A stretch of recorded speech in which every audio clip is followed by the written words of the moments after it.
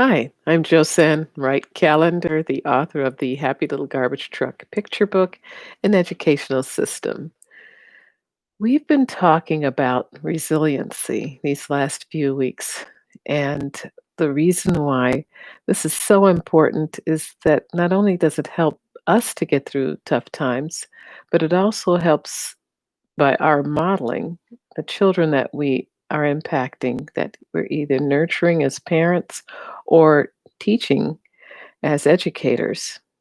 And so I saw this article by Elizabeth Scott, why an emotionally resilient person why emotional resilience is a trait you can develop.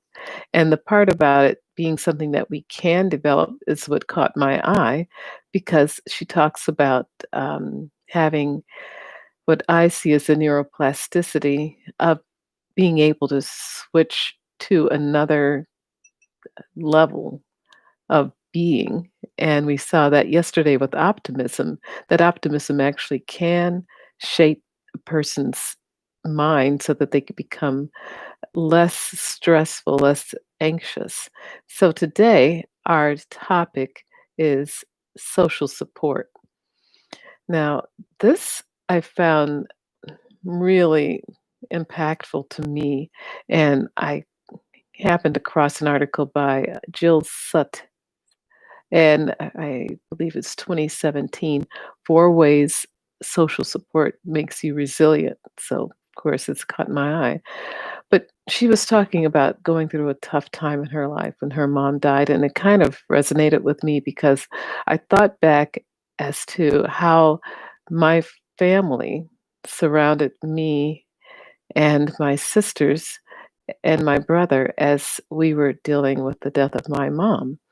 And I had friends and family members that just walked alongside me through the mourning and the grief. And, looking back, I realized how they actually helped carry me through. And I saw the true importance of good family relationships and friendships during that time. And so in this article, Ms. Sutt cited research that stated that the quality of the friendships during these life storms predicts the lessened effect of depression later on. And in particular, with older individuals, because they don't have, their social network is being narrowed down as they get older. And so that was a word to the wise to me to support my older friends, especially during this time of quarantine. But young people need this support too, even more so. There was this one study that was called Markers for Resilience and Risk: Adult Lives in a Vulnerable Population. That was, I'll leave the information on that article below, that cited that social relationships as well as self views of competence and relatedness played an important part of young people and especially young men that they studied. So this kind of ties into what we were talking about in the previous conversations. So it seems that it's apparent that our culture, our social safety nets, and our strong positive social connections make a difference in our level of resiliency. However, the takeaway for me was that the relationships that we have with each other, whether it's a strong family relationship, a nurturing teacher, a therapeutic counselor, and this relationship between the counselee and the person, or members of one's church, because they all make a huge difference in the resiliency of a person because we're social beings and our social groups help us through tough times.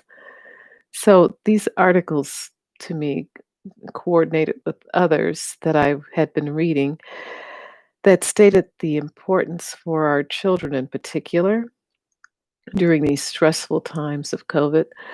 This is where we as educators and parents can create that supportive, positive network for the children. Especially, we need to do that at this time. So, caring concern and positive people will assist our children to get through these times. And we are finding that we also are supported by the same thing. So we're going to do this for our children more and more. The children that I see, I'm giving them that caring concern and positivity. And it's actually something that feeds my spirit too. So I hope that this is helpful to you, and we'll continue in this conversation in the next talk. So please share and subscribe. Thank you for those of you who have recently. Bye.